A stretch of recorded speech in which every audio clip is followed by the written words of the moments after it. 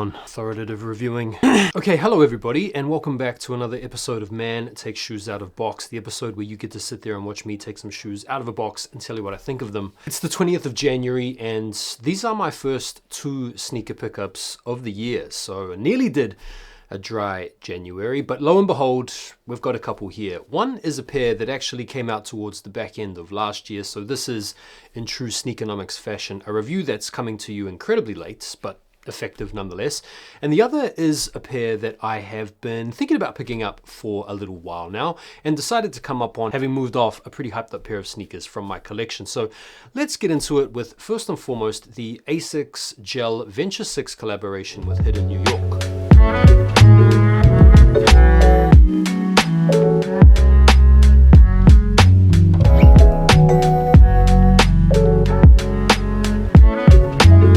You guys might remember at the start of last year, Hidden New York kind of broke onto the scene a little bit with their collaboration with ASICS on the Gel NYC, which was really popularly received and has even gone on to command a little bit of hype now that the dust has settled. Resale prices on some sizes of these are pretty high, with pairs in my size going for pretty close to £350 according to the last sale on StockX. It's a pretty cool story for Hidden New York, considering they've gone from being one of these IG mood boards to a genuine player in fashion and sneakers. And whilst their first sneaker was very much inspired by their digital mood board aesthetics, this particular sneaker features design influences that stem from gemstone laboratories and archaeological studies in the southwestern area of the USA. In terms of the packaging, it's the all-white box with the really discreet co-branding on the middle. And one of the interesting features is this little sticker on the box that I'm not sure came standard across the world, but it essentially takes the guise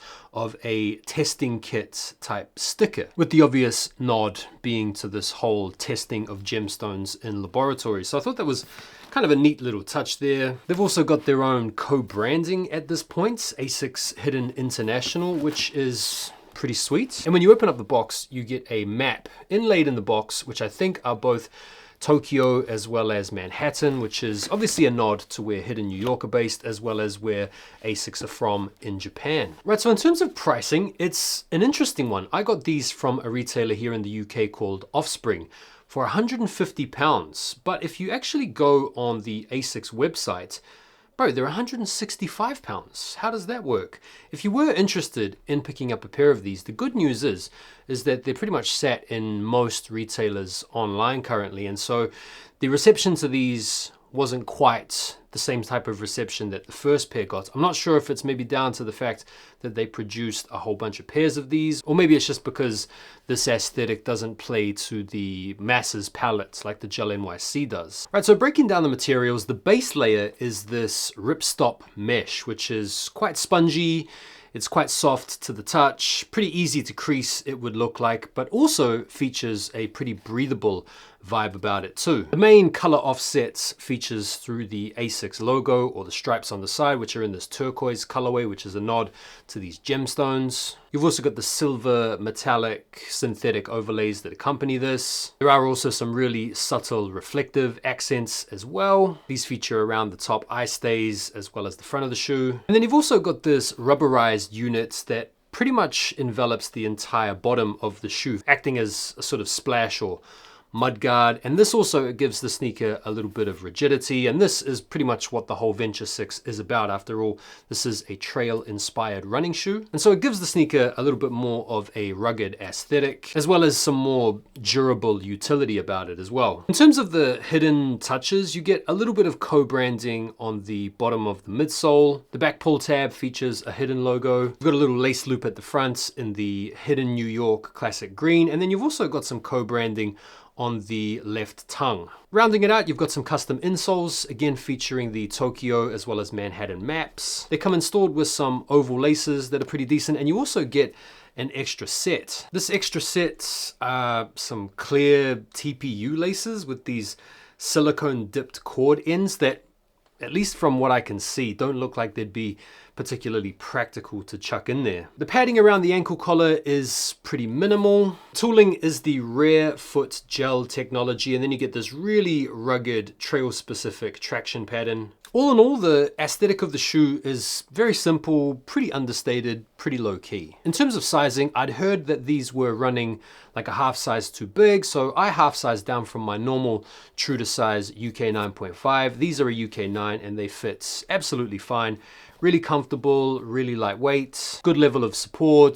Traction pattern feels like it would be really good to take these off-road, although given the colorway, I feel like these would be pretty quick to get muddy, dirty, and never be able to recover from. So although they were meant for wearing outdoors and maybe in the mountains, I don't know if the colorway would lend itself to that type of an endeavor. All in all, I think they're pretty decent. Look, they're pretty low key. They're not really going to break any necks. It's one of those if you know type sneakers. But the good news is if you were interested in coming up on a cool ASICS collaboration, these are out there and easy enough to cop. Next up, we have a sneaker that I've been looking out for now for a few months, and it's a sneaker that I decided to get after selling my reverse mochas. I put on my reverse mochas last week.